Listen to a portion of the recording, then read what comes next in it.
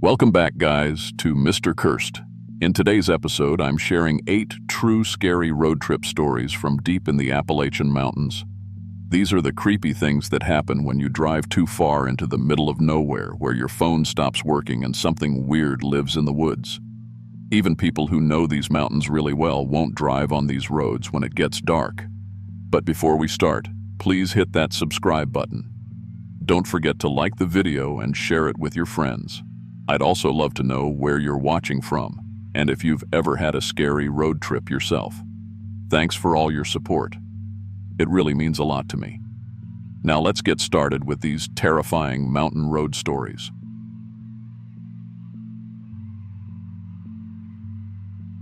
I'm 26 years old and I used to deliver pizza in the mountains around Johnson City, Tennessee. That was 3 years ago now, and honestly, I still can't drive those winding back roads without getting a sick feeling in my stomach. I work at a grocery store these days. Different state, different name on my driver's license. But back then, I was Marcus, and I thought I knew every holler and ridge road in those Appalachian foothills like the back of my hand. Been working for Tony's Pizza since I was 23, saving up money for mechanic school. The job wasn't glamorous, but the mountain folks liked me well enough, and the tips were decent if you were willing to make the long drives up into the hollers where GPS signals died and you had to navigate by memory and old landmarks.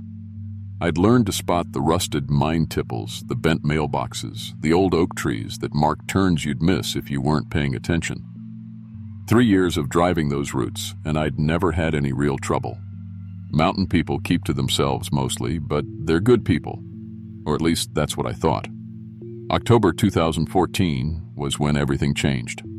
I remember it was a cold night, that sharp mountain cold that cuts right through your jacket and makes your breath visible in the headlights. I was working the late shift, and most of the easy deliveries were done. Around 11 p.m., Tony handed me a ticket for a delivery way out to Copper Hollow. Kid had called in, said his mom was real sick and they needed food delivered. Copper Hollow was about 45 minutes into the mountains, an old mining settlement where maybe a dozen families still lived in scattered trailers and cabins. I'd been out there a handful of times over the years. Tony said to charge extra for the mountain delivery, help the kid out since his mom was sick. Seemed reasonable enough. I loaded up my Honda Civic with the order, just a large pepperoni pizza and some breadsticks, and headed up the winding ridge road. The fog was thick that night, rolling between the trees like smoke, and my headlights could barely cut through it. No guardrails on most of those switchbacks, just steep drops into darkness that went down further than you wanted to think about. But I knew the route. I'd driven it before, trusted my memory of the landmarks. The old mine tipple that marked the turnoff, the creek crossing where the bridge always groaned under your tires, the sharp left past the abandoned gas station. Copper Hollow was at the end of a long dirt road that snaked down into a narrow valley between two ridges. As I made the final turn, I saw her, a little girl, maybe 8 years old, standing right beside the road at the holler entrance, waving me down. That should have been my first warning sign. Kid was wearing just a thin summer dress in the October cold, no jacket or coat. But she seemed urgent, motioning for me to follow her, so I figured maybe the emergency with her mom was worse than I'd thought. Kids don't always dress sensible when they're scared. She led me down the narrow dirt road, away from the few scattered houses that had lights in their windows, deeper into the holler toward the dark end where the road just stopped.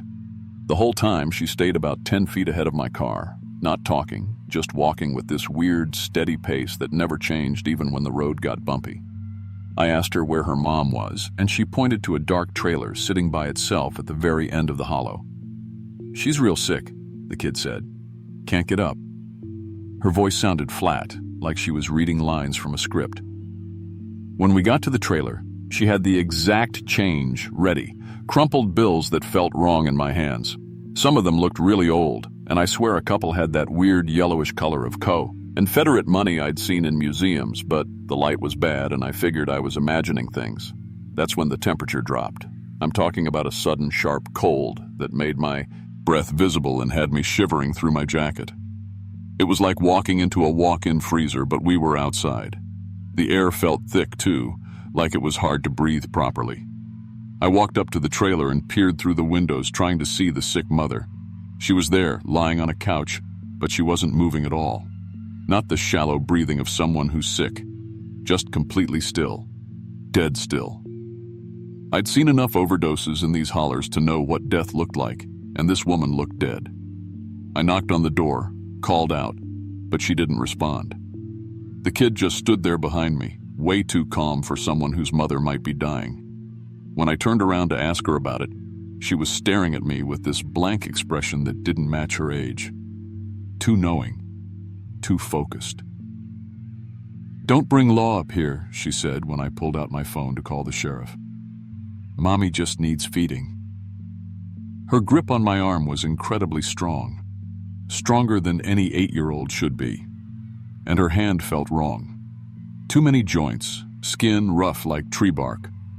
That's when I really looked at her in the porch light, and I saw that her features weren't quite stable. Her eyes seemed bigger than they'd been a moment before, and her mouth was stretching wider, like someone was pulling the corners with invisible strings. Then she started talking in different voices. A man's voice, deep and rough. "Y'all got any food for an old mountain man?" Then a woman's voice, sweet and southern. "Honey, could you help me with something?" Then, and this made my blood turn to ice, my own voice, saying things I'd never said. "I reckon I'll stay here in this holler forever." I understood then that this wasn't a child. This was something old, something that had been living in these mountains long before people came here. Something that had learned to mimic human shapes and voices to lure people into its territory. The woman in the trailer was probably already dead, used as bait. The child form was just another disguise, meant to seem harmless and innocent. As I watched, the thing started growing taller. The summer dress tore at the seams as its body stretched and changed. The face became less human, more like the old mountain witch legends my grandmother used to tell. Gray skin, 2 long arms, eyes that reflected light like an animal's. "Been so hungry since the mine closed," it said. And I knew it wasn't talking about pizza. It was talking about people, about the miners and their families who used to live in Copper Hollow before the jobs dried up and most folks moved away. This thing had been feeding on them for decades, maybe longer. I threw the hot pizza right at its face. The cheese and sauce made it scream and stumble backward, giving me enough time to run for my car. It chased me, crashing through the underbrush, but the hot food seemed to have hurt it somehow, slowed it down. My Honda wouldn't start. Of course it wouldn't start. I could hear the thing pounding on the windows with clawed hands that sounded like branches scraping against glass. But when my headlights finally came on and hit it full in the face, it retreated back into the deep woods, afraid of bright light maybe. The engine finally turned over, and I drove up that holler road faster than I'd ever driven anything, hearing it howl behind me in the darkness. As I reached the main ridge road, I heard my own voice calling from the woods, "Thanks for dinner, Marcus." But I knew I'd never said those words. I drove straight to the Johnson City Police and reported the dead woman in Copper Hollow. The deputies went out there the next morning, but they found nothing. Empty trailer, no body, no child. The locals they talked to said nobody had lived in that holler for years. Tony fired me for losing the pizza and being gone for hours without explanation. How could I explain what had happened? Who would believe a story about a shape-shifting thing that mimicked children and fed on delivery drivers? But it wasn't over. The creature started showing up around town, copying other people's faces and voices, but I could always recognize it. Something about the eyes, the way it moved, the wrongness that clung to it like smoke. It used my voice to make prank calls, to cause problems, to ruin my reputation in the small mountain community where everybody knew everybody. I had to leave. Changed my name, moved to a different state, got a job at a grocery store where I didn't have to drive rural routes or go into the mountains. I won't take delivery jobs anymore. Won't even drive through mountain communities if I can help it. I saved myself, but I know that thing is still out there in Copper Hollow, probably still feeding on whoever's unlucky enough to answer its calls for help. I won the fight, I guess, but it cost me my job, my home, the mountain community I'd grown to love. That's the thing about surviving something like this. You win, but you lose everything else in the process. These days, when I see delivery drivers at the store, young guys saving money for school like I was. I try to warn them about taking calls to remote hollers. But nobody believes mountain stories. They think it's just superstition, old-timers telling ghost tales to scare city folks. Maybe they're right. Maybe I imagined the whole thing. But I still check my rearview mirror when I'm driving alone at night. And I still hear my own voice sometimes, calling from places I've never been, saying things I've never said. Looking back now, I think the worst part wasn't the monster, or even losing my old life. It was realizing how alone you are when something like this happens to you, how nobody will believe you, how you can't prove what you experienced, how you have to carry that knowledge by yourself for the rest of your life. I don't talk about this much. Hell, I've never told anyone the full story until now. But if you're ever driving pizza or doing deliveries in the Appalachian Mountains, and you get a call from a kid saying their mom is sick in some remote holler you've barely heard of, maybe just let that one go to voicemail. Some tips aren't worth what they might cost you.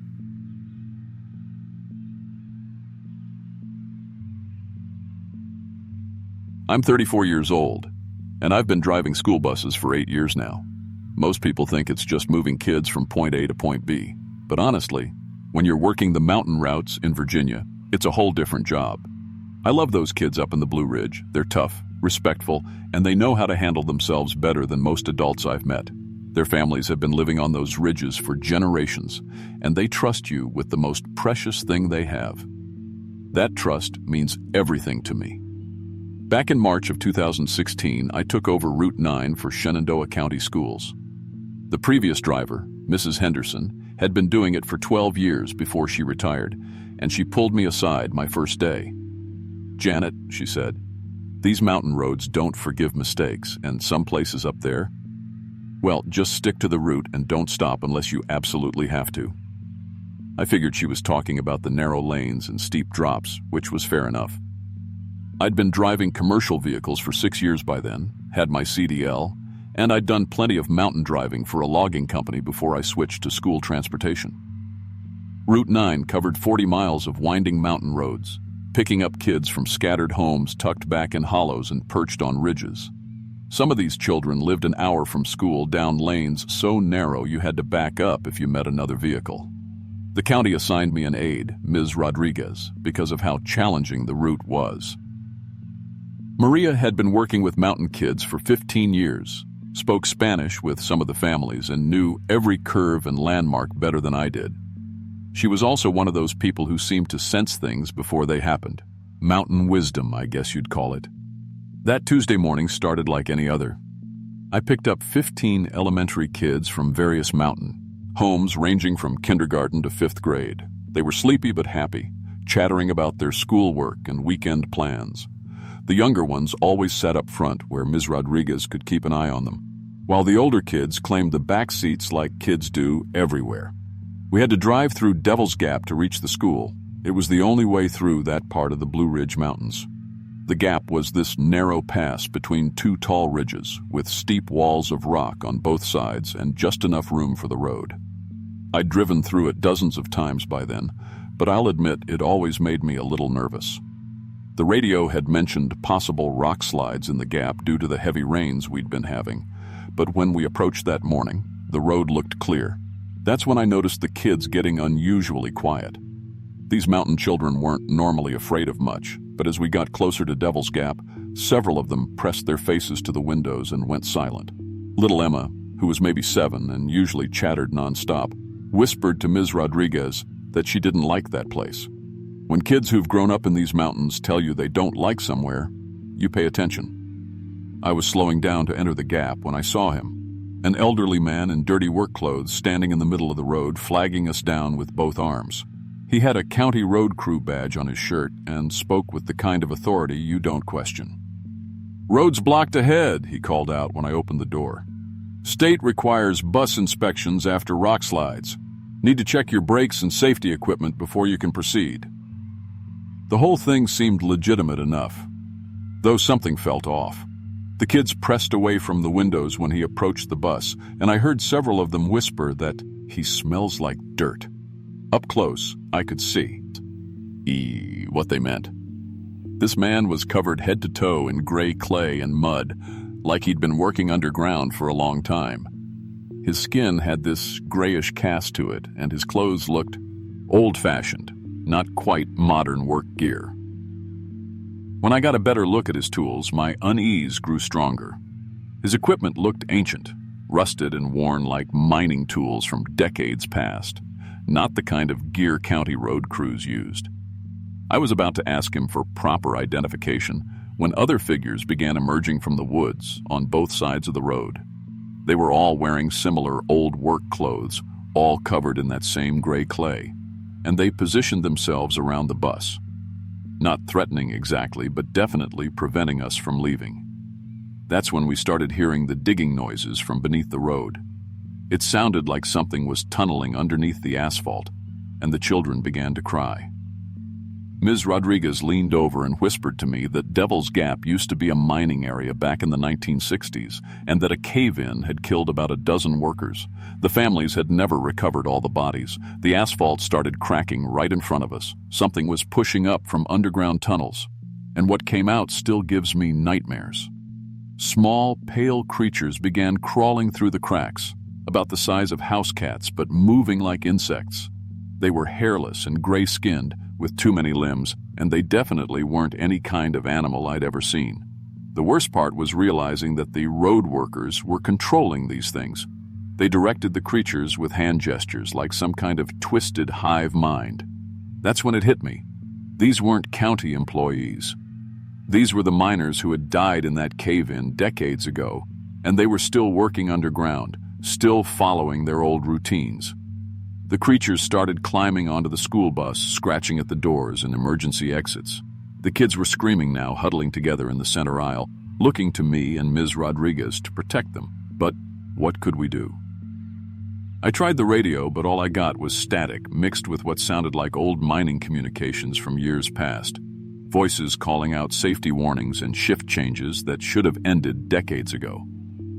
Ms. Rodriguez grabbed the fire extinguisher and first aid kit, anything that might work as a weapon, but she also did something smarter. She started leading the children in prayer, singing old mountain hymns to keep them calm. And the strangest thing happened. When the kids raised their voices in amazing grace, the creatures seemed to recoil. Even the dead miners paused like they were remembering something from when they were alive. The older children, tough mountain kids that they were, started helping the younger ones.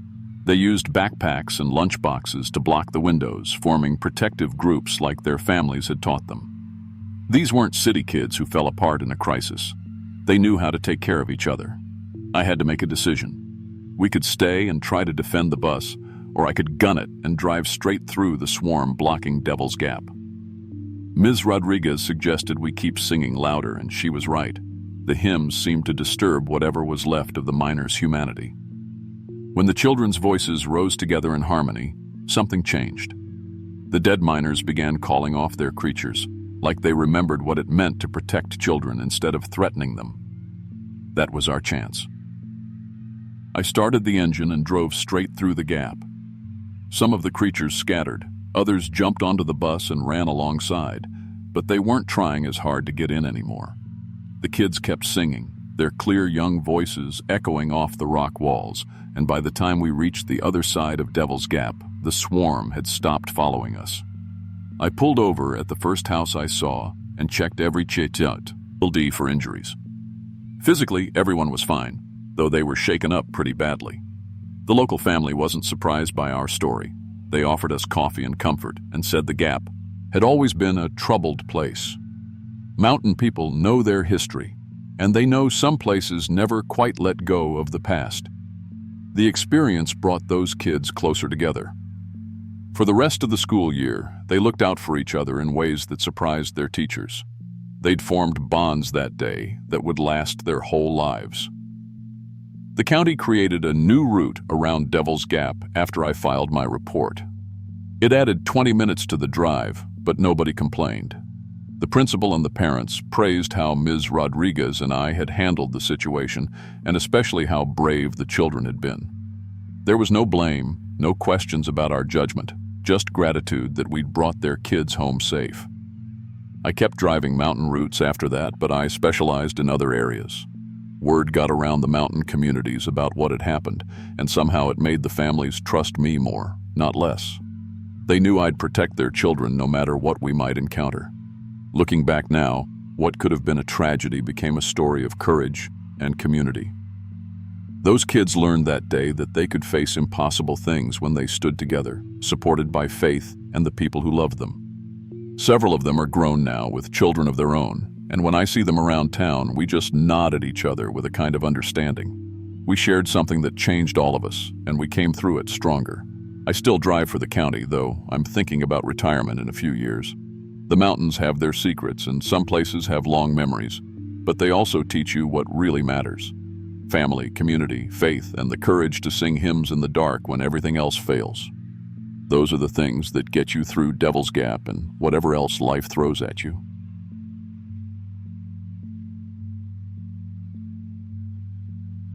Back when I was 31, I worked as an insurance fraud investigator for State Farm. I'd been doing it for about 3 years after leaving the state police, and honestly, I was pretty good at spotting when people were lying to me.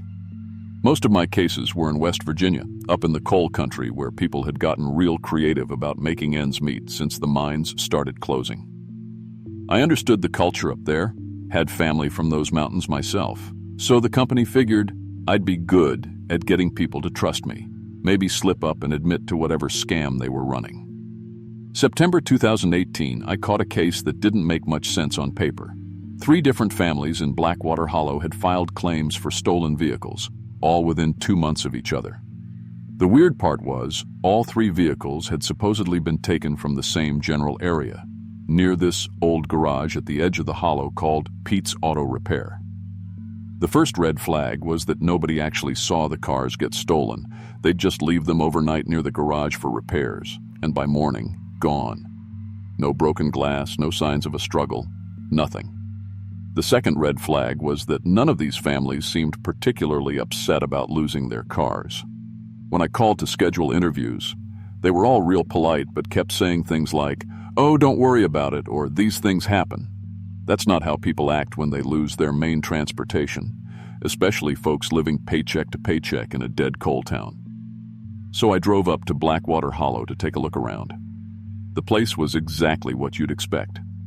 A handful of houses scattered along a winding road, most of them dark and empty, since the mine closed 5 years back. The families that stayed were the ones too poor to leave or too stubborn to give up on the land their people had worked for generations. Pete's Auto Repair W, as at the far end, right where the paved road turned to gravel and started climbing up into the real deep woods. I'd been doing surveillance work long enough to know that if something fishy was happening, it probably happened after dark. So I came back that night around 11 p.m., parked my Toyota Camry about a quarter mile down the road, and settled in to watch.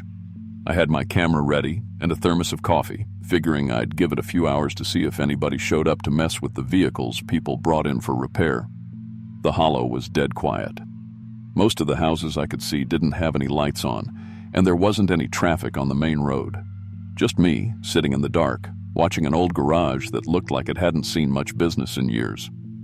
I was starting to think this whole thing was a waste of time when I saw welding sparks light up inside the building. It was just past midnight, and somebody was in there working. The sparks were bright and steady, like someone doing serious metal work, not just quick repairs. I grabbed my camera and started taking pictures, but I couldn't make out much from where I was parked. After about 20 minutes of watching the light show, I decided to get closer. I left the car and walked through the hollow, keeping to the shadows. The few houses that still had people living in them were dark and quiet, everybody asleep like you'd expect. As I got closer to the garage, I could hear the welding more clearly, that distinctive crackling sound, plus the hum of some kind of machinery I couldn't identify. Through a crack in the garage door, I could see a tall figure in coveralls working on what looked like a pickup truck. But something was off about the whole setup. The tools this guy was using didn't look right for auto repair. There were pieces of equipment I recognized from my time investigating mining accidents. Conveyor parts, drilling gear, things that belonged underground, not in a garage. And everything was covered in this fine black dust that I knew had to be coal residue. I worked my way around to a window on the side of the building and got my first real look at what was going on inside. There were at least 4 vehicles in various stages of being torn apart, but it wasn't like any chop shop I'd ever seen. The parts were all organized, real methodical, like an inventory system. And mixed in with the car parts were chunks of coal, mining equipment, things that didn't belong anywhere near a Toyota or a Chevy. The mechanic, if that's what he was, had his back to me, but I could see he was welding something onto the engine of that pickup truck. Whatever he was attaching, it was incorporating coal dust into the metalwork, coating everything in that black powder. The whole process looked more like mining extraction than vehicle repair. That's when I noticed the breathing.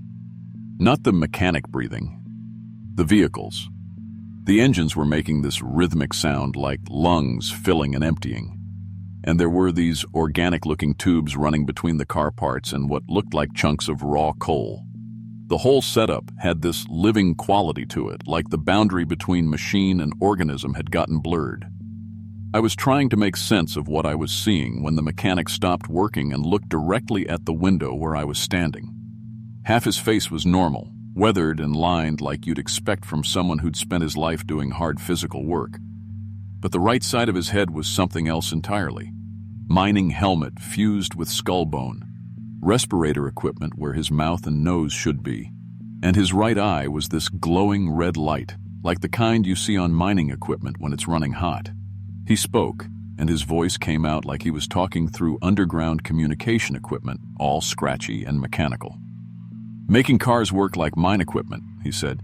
"Better for mountain roads, better for mountain life." I should have run right through it. And every instinct I had was screaming at me to get back to my car and get the hell out of Blackwater Hollow. But something about what he said made me curious. These mountain roads were brutal on vehicles. Steep grades, loose gravel, creek crossings that could flood without warning. Regular cars struggled up here, broke down constantly, left families stranded. The miner thing gestured to the vehicles he'd been working on, and I could see they'd been transformed into something that was part machine, part living organism, part coal-powered engine. "Previous customers," he said. "They drive them now. Never break down. Climb any hill. Work perfect." He wasn't lying.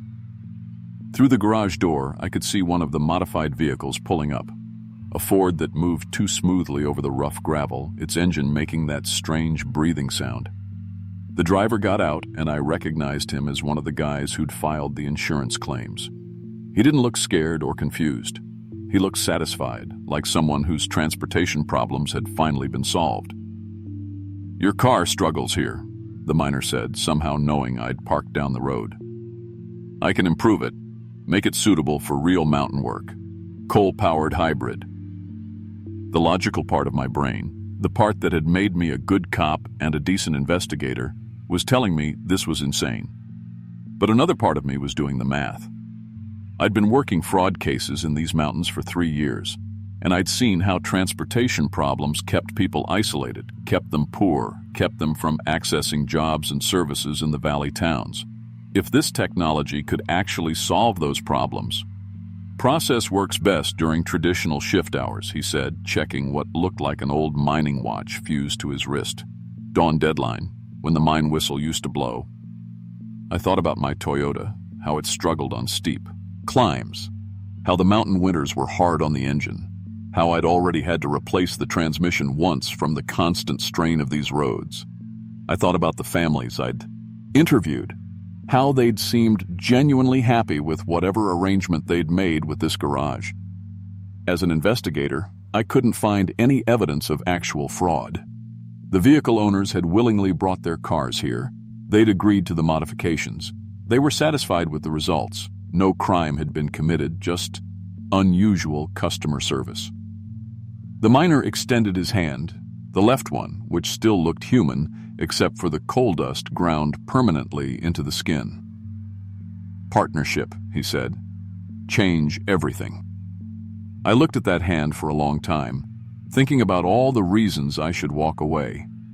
But I also thought about how this could help people, how it could bring some kind of economic life back to these dying hollows, how it represented the kind of mountain ingenuity that had kept families going for generations. I shook his hand. The coal dust felt warm against my skin, and I could taste metal in the air. He led me and my Toyota into the garage, explaining how the integration process worked, how the coal would enhance the engine's power output, how organic components would help the vehicle anticipate terrain changes, how the whole system would create a partnership between driver and machine that was perfectly adapted to mountain conditions. The modification he did to my car was minor at first, just enough to test the process. But within a week, I could feel the difference. The Camry anticipated hills before I could see them, adjusted its power automatically, never struggled with steep grades or rough roads. More than that, I started feeling connected to it, like I could sense when it needed maintenance or when something was wrong. My casework got easier after that. The car helped me navigate terrain I'd never been able to access before, reach remote locations where people were running scams or hiding assets. We worked as a team, me and the toy, Ota, covering more ground than I'd ever managed on my own. I never filed a report on Blackwater Hollow. How do you explain a situation that's not actually fraud, but definitely isn't normal business either? The insurance companies got their money back when the stolen vehicles turned up being driven by their original owners, just modified. Everyone was satisfied with the arrangement. To this day, I still drive that Toyota. It's been 6 years now, and the thing runs better than when it was new. I can feel its mechanical needs the same way I can feel when I'm hungry or tired. We're partners in a way that's hard to explain to people who haven't experienced it. I still investigate insurance fraud throughout West Virginia, and I've helped a few other families in remote hollows get their vehicles modified when regular repairs couldn't handle the mountain conditions. The minor thing doesn't advertise, doesn't have a website or a phone number, but word gets around in small communities about who can solve problems that nobody else can fix. Sometimes I wonder if what happened to me was evolution or corruption, if I'm still human or if I've become something else. But when I'm driving these mountain roads at night, feeling the coal-enhanced engine respond to terrain I can't even see yet, sensing the partnership between flesh and metal and mountain earth, I think maybe those categories don't matter as much as I used to believe they did. The only thing that bothers me is that I'm not entirely sure where I end and the car begins anymore. And I'm not sure I want to find out.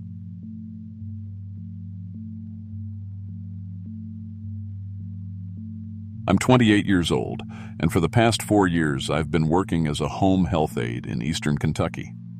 The job takes me all over these mountains, sometimes to places where the nearest neighbor is miles away and cell service is just a memory.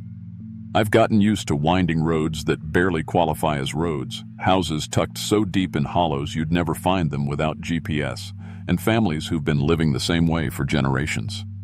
The pay isn't great, but I genuinely love helping people, and the mountain folks have always treated me like family. Mrs. Mullins especially. She's been one of my regulars for 2 years now, ever since her husband died in that mine accident. She lives alone out in Panther Ridge, and honestly, she reminds me of my own grandmother. November 2017 was unseasonably cold, even for Kentucky.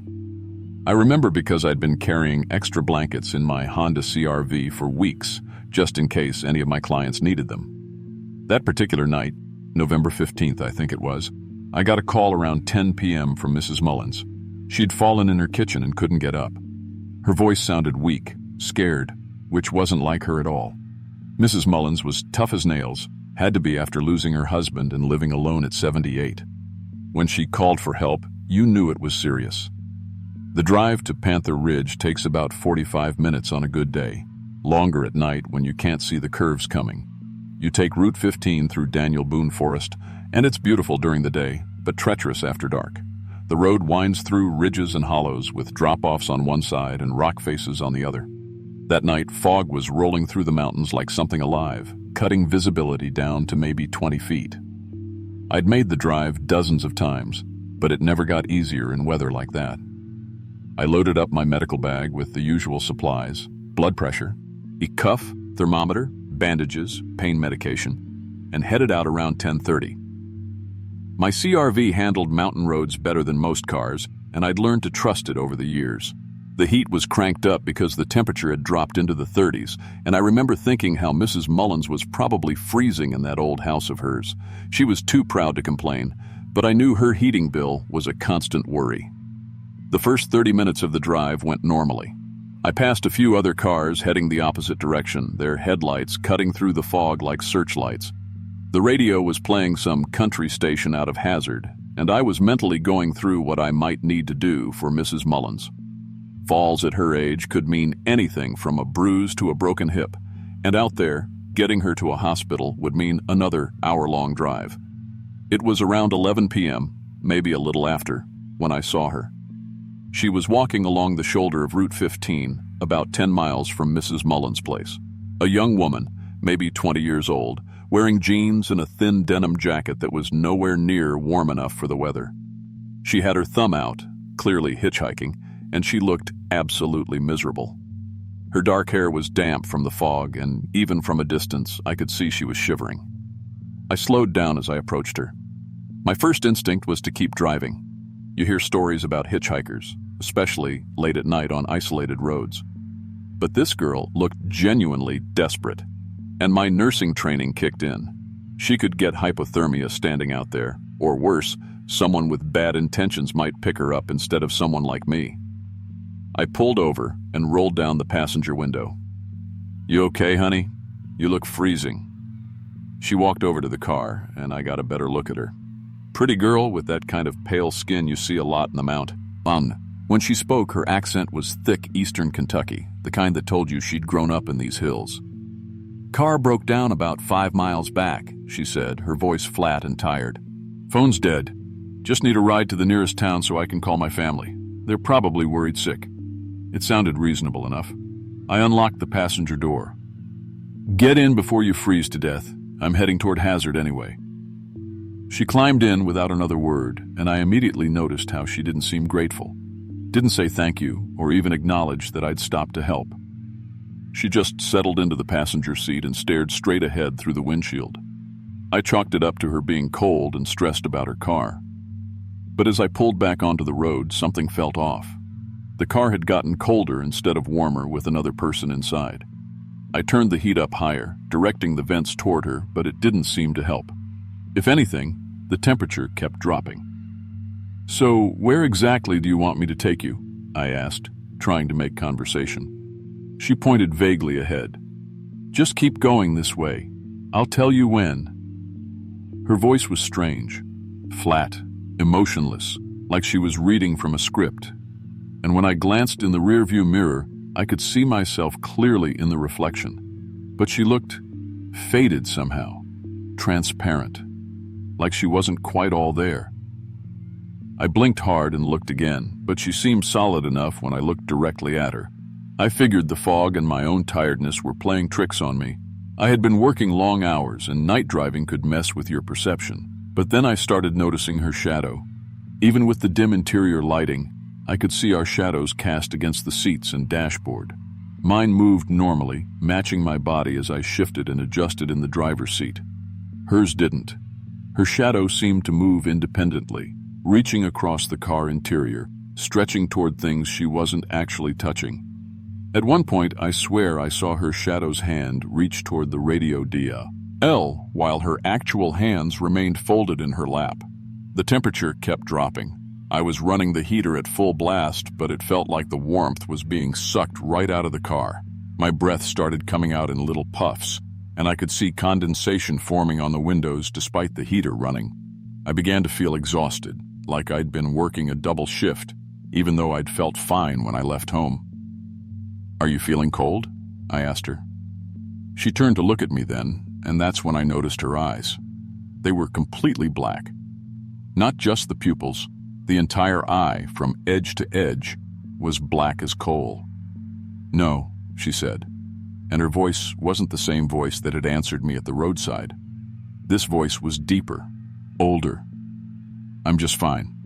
My hands started shaking on the steering wheel. I tried to rationalize what I was seeing. Maybe she had some kind of medical condition, or maybe the lighting was playing tricks on me.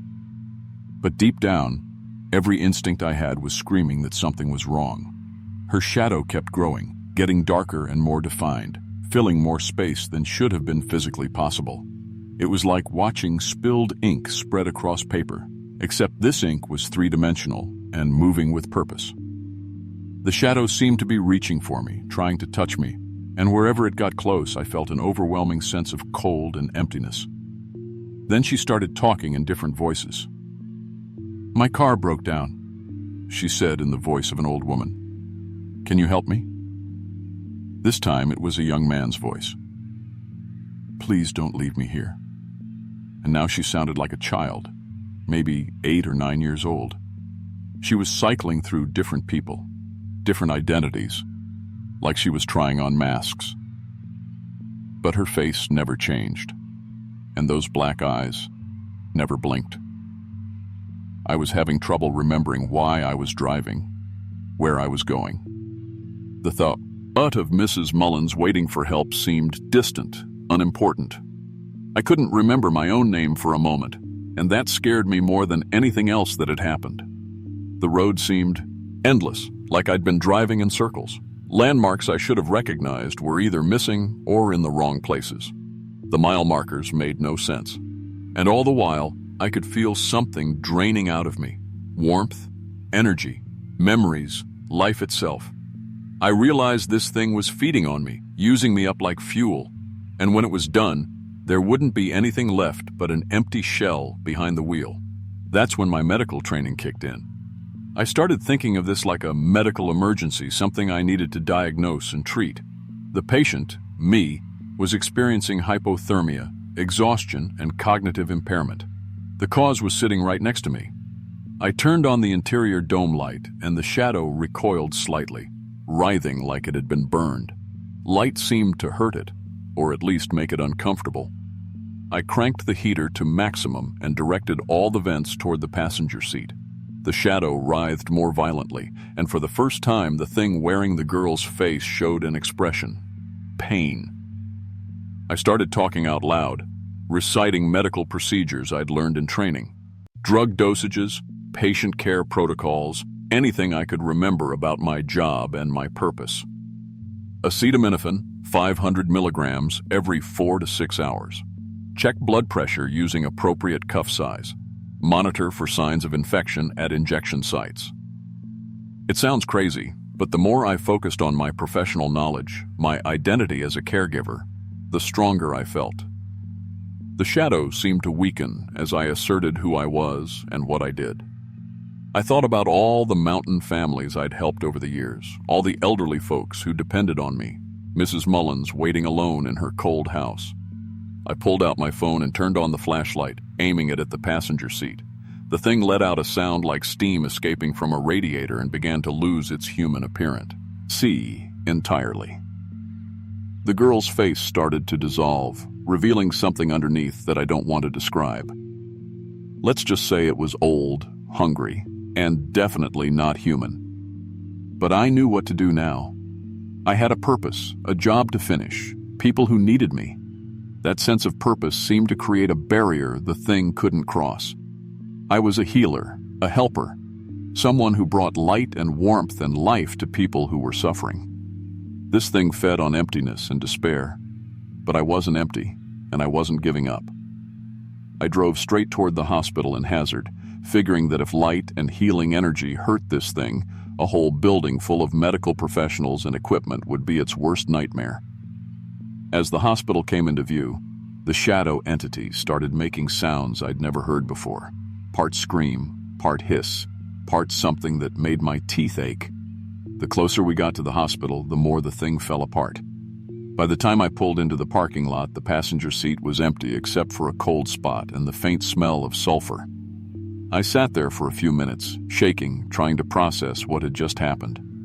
A security guard came out to check on me. Apparently other people had reported similar encounters on the mountain highways, always involving a hitchhiker who turned out to be something else entirely.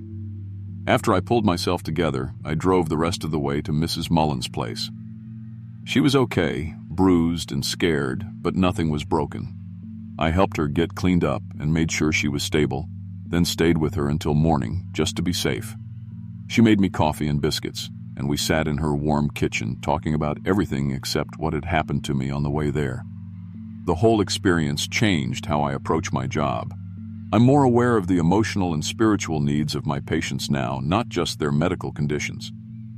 I carry extra flashlights in my car, and I've learned that having a strong sense of purpose, knowing exactly who you are and why you're doing what you're doing, is one of the most powerful forms of protection against things that feed on human emptiness. I've shared what I learned with other health aides working these mountain routes. We look out for each other now, check in regularly, and we all carry more light than we probably need. Because out there in those dark hollows and winding roads, there are things that want to drain everything good and warm and human right out of you. I still work the same routes, still help Mrs. Mullins and dozens of other folks scattered across these mountains. But now I know that the work I do, bringing care and healing to people who need it, isn't just a job. It's a form of protection, a way of keeping the darkness at bay. And that's something worth holding on to, no matter what's waiting out there in the fog.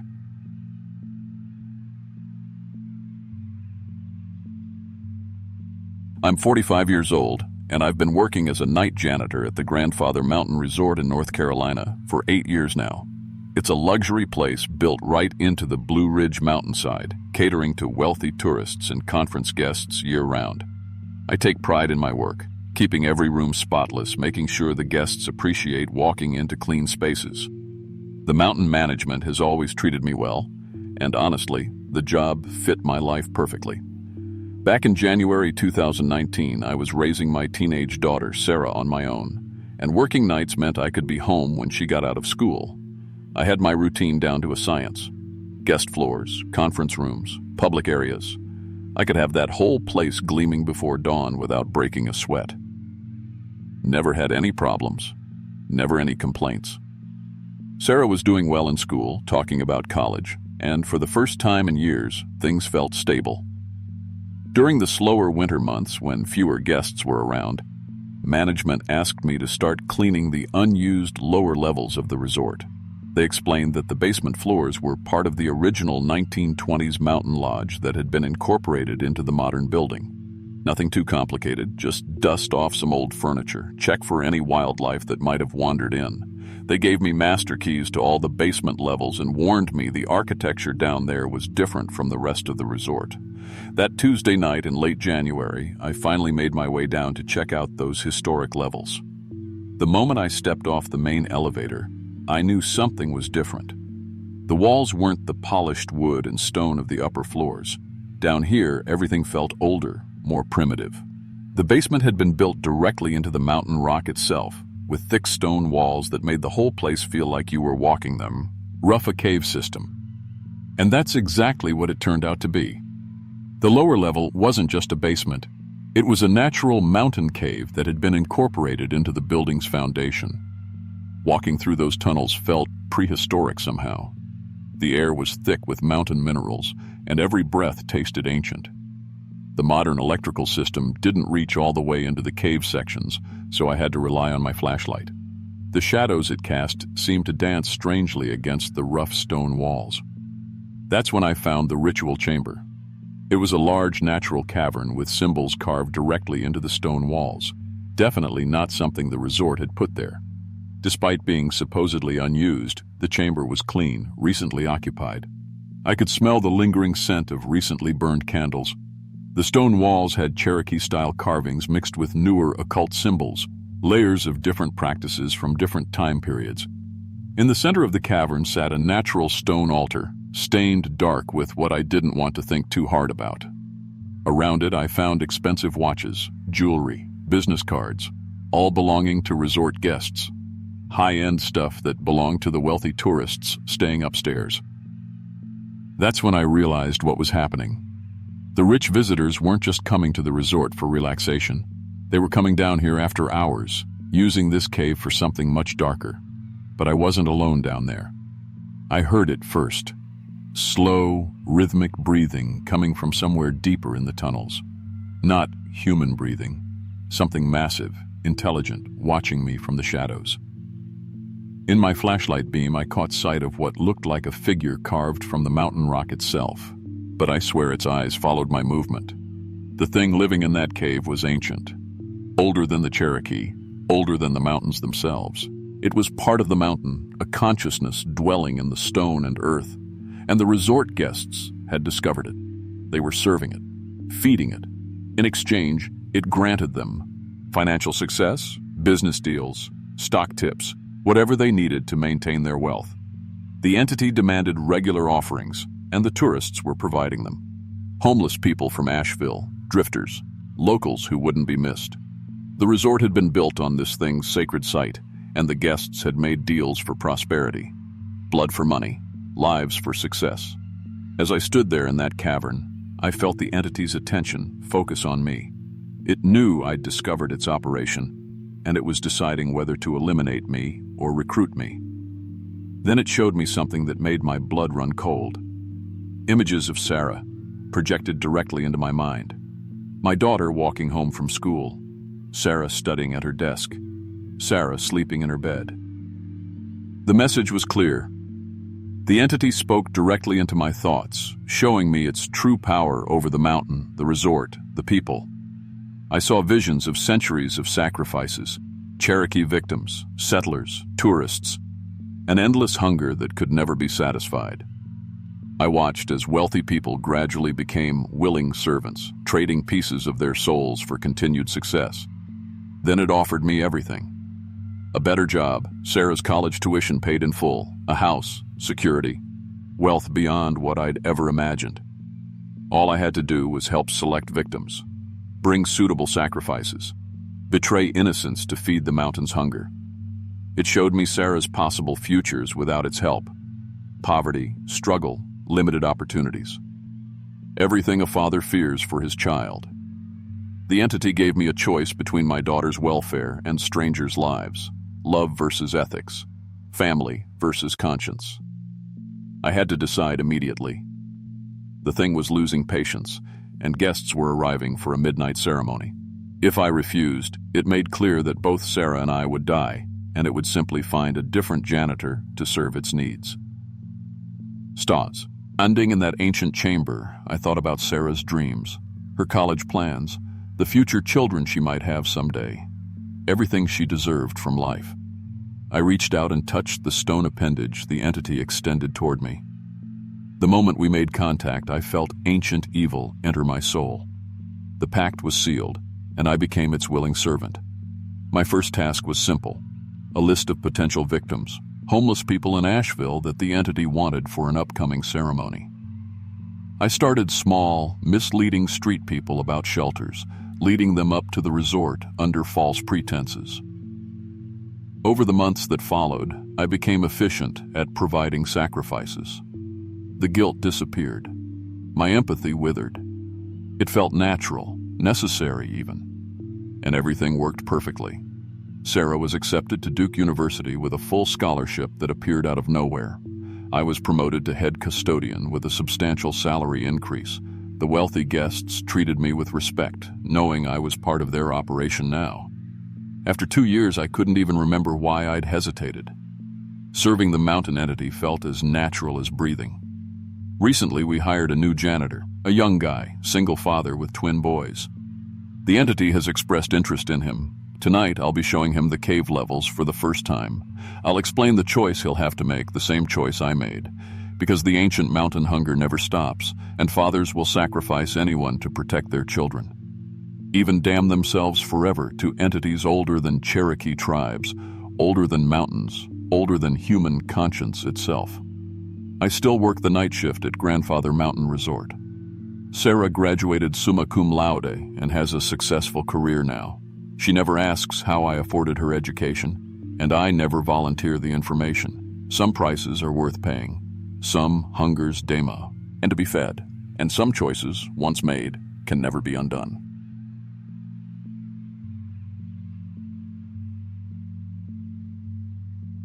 I'm 37 years old, and I've been running my own tow truck service in the coal region of Pennsylvania for 12 years now. My dad started the business back in the 80s, and when he retired, I took it over. The work's honest, pulling cars out of ditches, helping folks whose engines died on mountain roads, that sort of thing. Mountain people trust me because I've always been fair with my prices, and I'll work any hour of the day or night. I know every back road in Squeal Kill County, every ravine where someone might slide off in bad weather. April 2020 was when everything changed. I was getting fewer calls because of the lockdowns, but I still answered my phone every time it rang. That Saturday night, around 2 a.m., I got a call from a woman who was crying. She said her car had gone off the road somewhere near Centralia and she needed help immediately. Now, most people avoid that area completely. Centralia has been a ghost town since the 60s when they evacuated everyone because of the underground coal fire.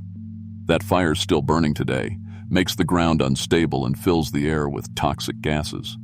But this woman sounded desperate and she offered to pay me double my usual rate.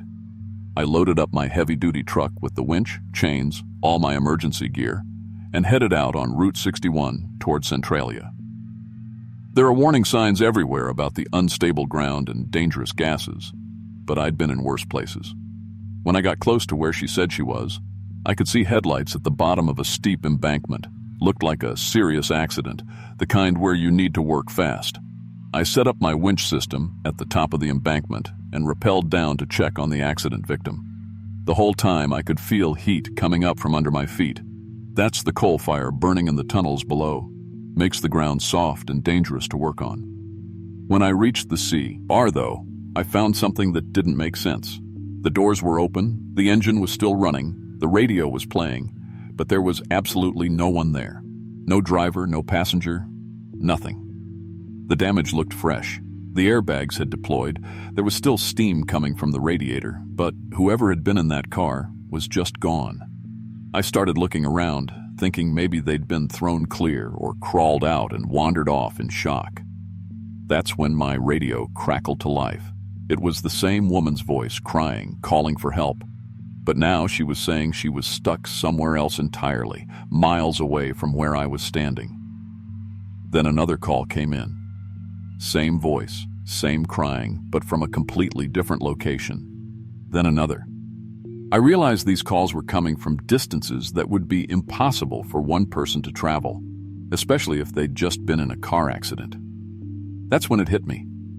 There was no real accident victim. Something was mimicking that woman's voice, using it to call for help from multiple places at once. I pulled out my infrared scope to scan the area, and what I saw through that toxic smoke made my blood run cold. There were human-shaped forms moving around, but there were too many of them, and they were all moving in perfect synchronization, like they were copying each other's movements, learning how to act human by watching each other practice. I started to understand what was happening. Whatever was living in Centralia's abandoned tunnel system had been watching people for decades, learning to copy us. They'd figured out how to tap into the old phone lines that still run through the area, and they were using those lines to make calls anywhere they wanted. They'd lure people like me out to isolated places, study us, and then add what they learned to their collection. Through the scope, I could see the same woman eye in multiple locations, each one slightly different, like imperfect copies getting better with each attempt. I found abandoned vehicles scattered throughout the area, cars, trucks, even a couple other tow trucks. Personal belongings left behind, evidence of other people who'd answered these same calls and never made it home. That's when they started emerging from the smoke, and I saw something that still gives me nightmares. They were all wearing my face, my clothes, moving the way I move. I was watching multiple versions of myself walking toward me, and I could hear my own voice calling for help from different directions. They were practicing being me. I climbed back up that embankment faster than I've ever moved in my life, but when I got to my truck, it wouldn't start. They'd done something to it while I was down there. I tried the radio to call for backup, but all I could hear was my own voice coming from multiple mimics, all slightly out of sync. I had to fight them with whatever I had: tire iron, heavy chains, anything I could grab from the truck. The worst part was that I was fighting myself. Each one moved like me, talked like me, but there were small differences. When I cut my hand on a piece of metal, I noticed they didn't get the same cut. That's when I figured out their weakness. They could copy everything about me except for brand new injuries. I started deliberately hurting myself in small ways just so I could tell which one was really me. There were 6 of them, and I managed to lure most of them over unstable ground where the coal fire had weakened the surface. When the ground collapsed, Several fell through into the burning tunnels below, but 3 of them got away into the mountains. I finally got my truck running and drove away from Centralia, but I knew some of those mimics had survived. That's when the real nightmare began. I started questioning everything about myself. Was I the real Tommy Kowalski, or was I just the best copy, the one that thought it was real? My wife and kids noticed changes in my behavior. They said I acted different, that something was off about me. I started losing customers because people said I seemed strange, not like the old Tommy they knew. Other folks reported seeing me in multiple locations at the same time, which was impossible but kept happening. I couldn't trust my own memories anymore. Everything felt wrong. My wife eventually left and took the kids, said I wasn't the same person she married. The business failed because word got around that something was wrong with me. Now I live alone, avoiding people as much as possible because I honestly don't know if I'm human anymore. Sometimes I catch my reflection moving slightly wrong, or I hear my voice when I know I'm not speaking. The most terrifying possibility is that the real Tommy Kowalski died in those tunnels under Centralia, and I'm just another mimic, one that's so perfect it actually believes it's the original.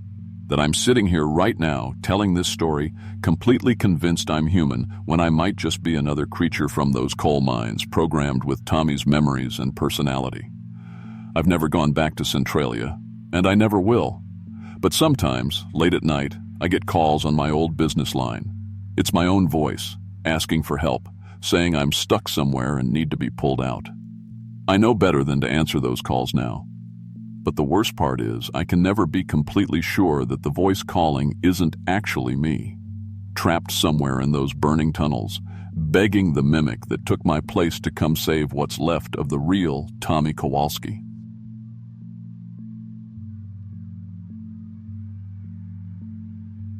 I'm 41 years old, and I've been carrying mail through the North Georgia mountains for 15 years now.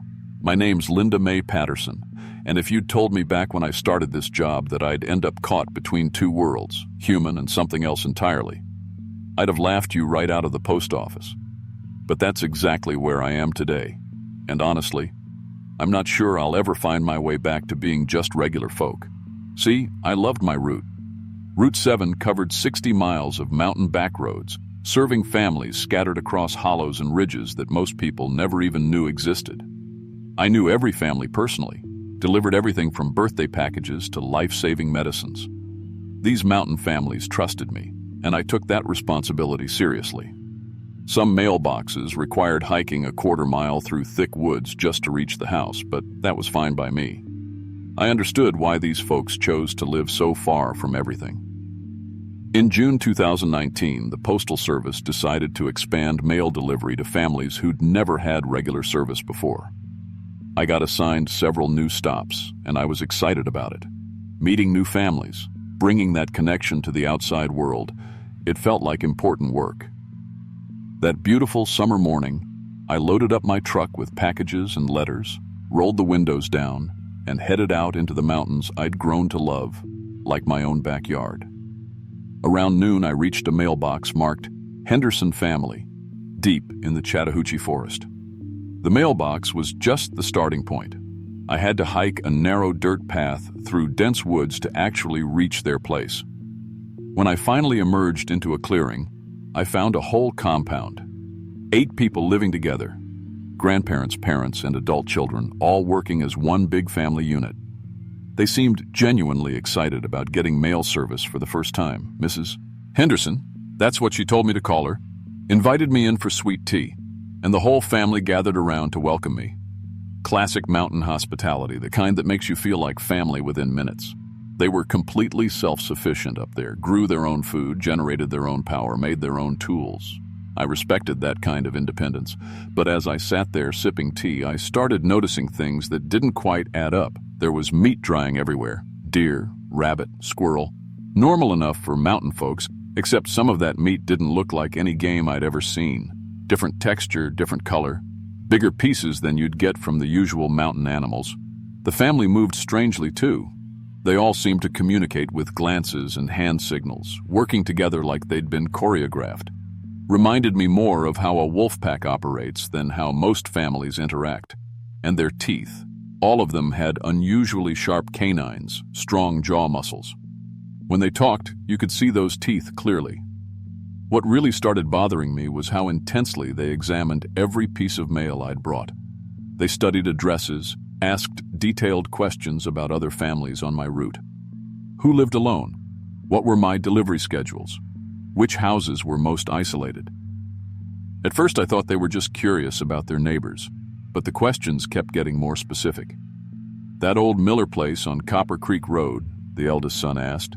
"You deliver there Tuesdays, right? Just the old man living there now?" I answered honestly. It was just information about my job, after all.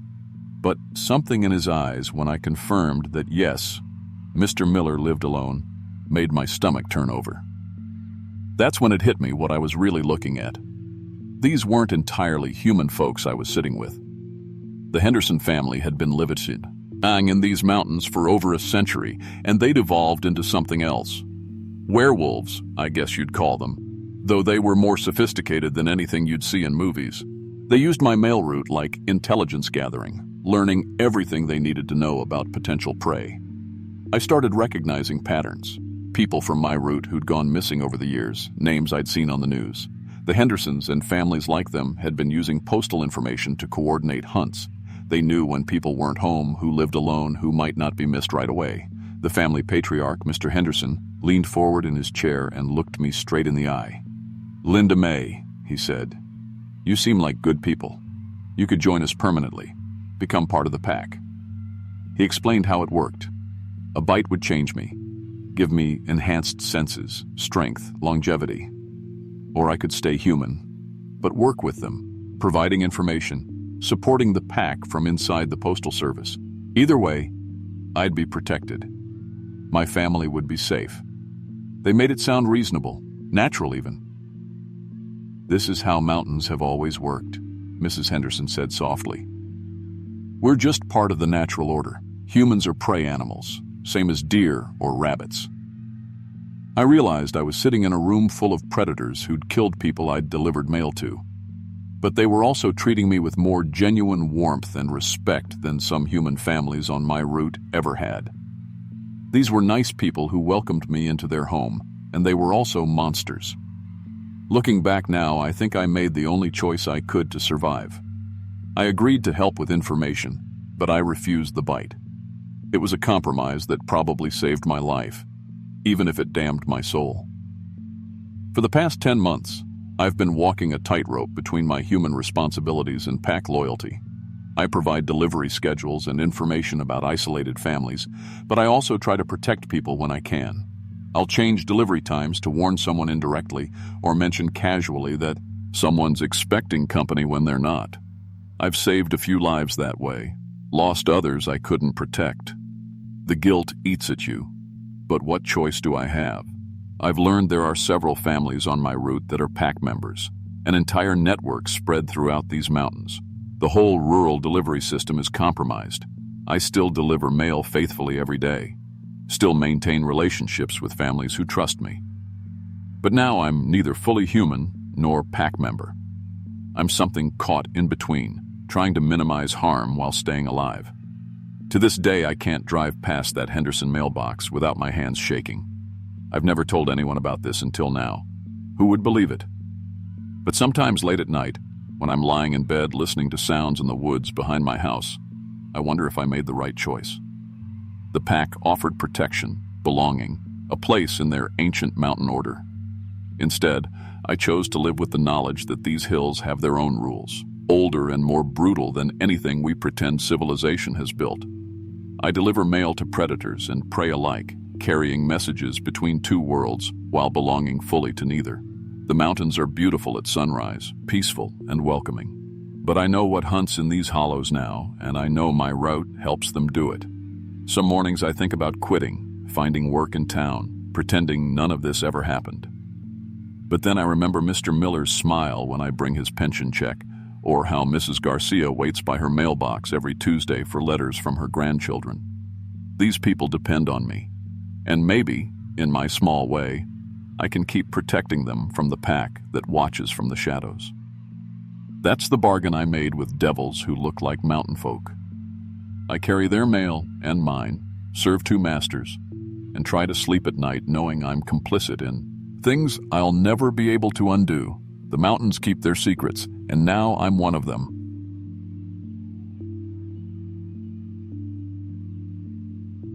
I'm 39 years old, and I've been working construction in the Tennessee mountains for most of my adult life. Name's Jake Morrison, and I've built everything from hunting cabins to luxury retreats across the Smokies.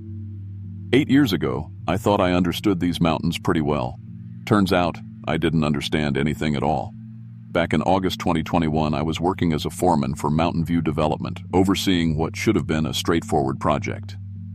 We were building 5 luxury cabins on Timber Ridge, about 40 miles southeast of Gatlinburg.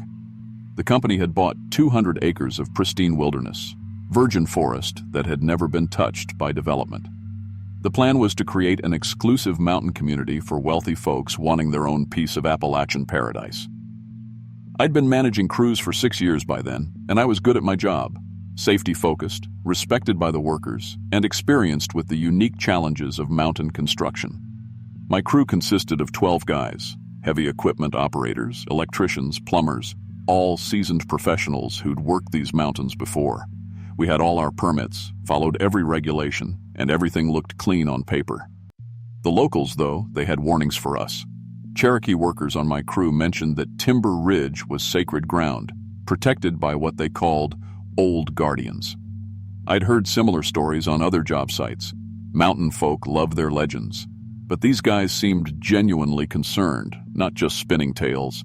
They said the ridge had been a hunting ground and burial site for generations, and that some things were better left undisturbed. Our first week was standard procedure. We focused on clearing trees, grading the land, and preparing foundation sites. The work was going smoothly until Monday morning of week 2, when I showed up to find all our heavy equipment. It had been moved overnight. Not damaged, not vandalized, just relocated.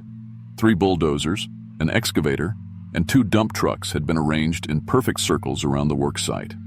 There were no tire tracks, no drag marks, nothing to explain how machinery weighing several tons each had been lifted and repositioned.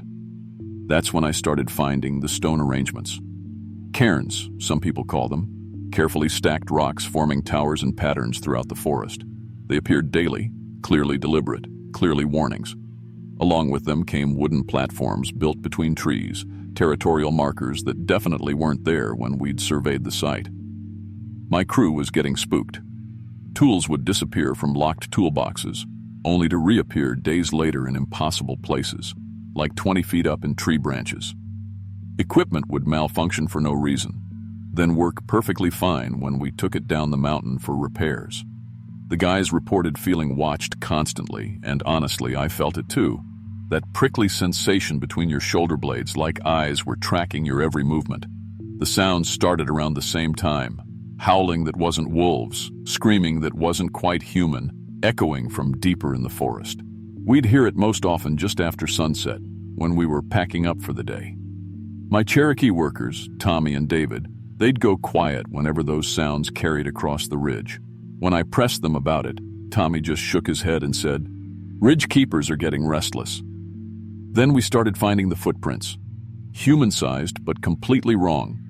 Too long, with toes arranged in patterns that didn't make sense.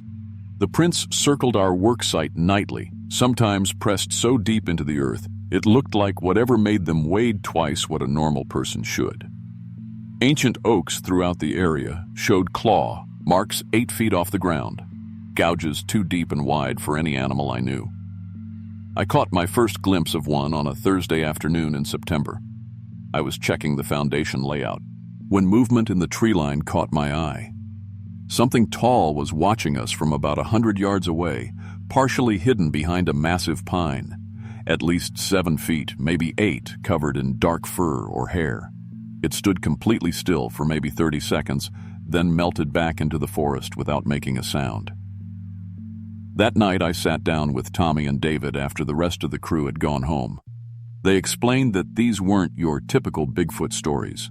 The Ridge Keepers, as they called them, were territorial guardians that had protected sacred Cherokee sites for generations. They weren't randomly aggressive. They were specifically defending this location from desecration. According to tribal history, Timber Ridge contained burial sites and ceremonial areas that were spiritually significant. The creatures, because that's what they were, had been studying our operation. They understood the construction process well enough to target critical equipment, delay the project strategically, and escalate their resistance in measured steps. It wasn't animal behavior. It was intelligent, organized opposition. As September progressed, their messages became more elaborate and threatening.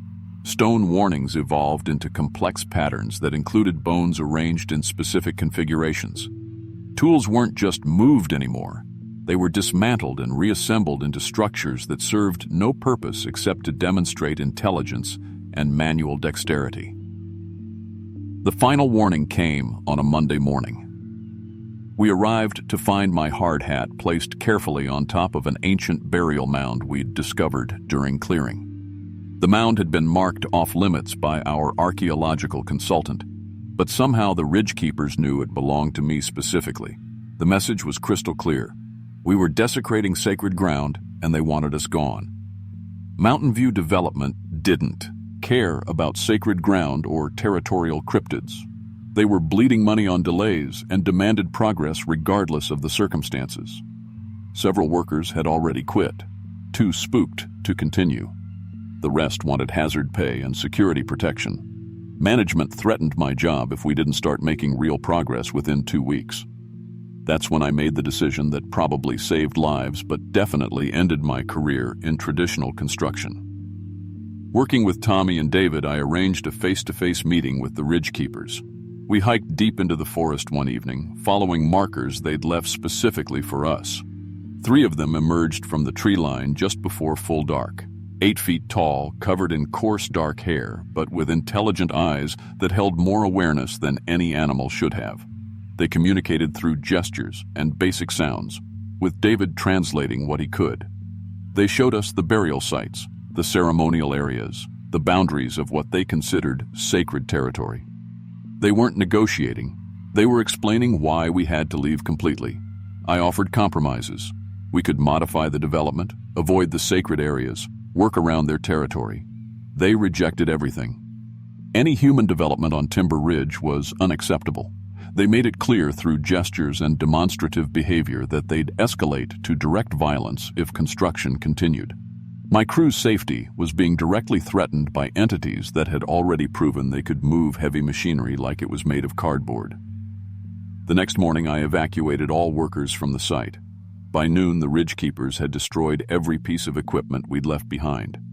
Hydraulic lines cut, engines filled with dirt and stones, metal frames bent in ways that shouldn't have been possible without industrial machinery. The site was permanently unusable for construction. Mountain View Development fired me immediately and sued for project abandonment. My professional reputation in traditional construction was ruined overnight. But I slept, better knowing I hadn't gotten any of my guys killed defending a luxury development that never should have been built.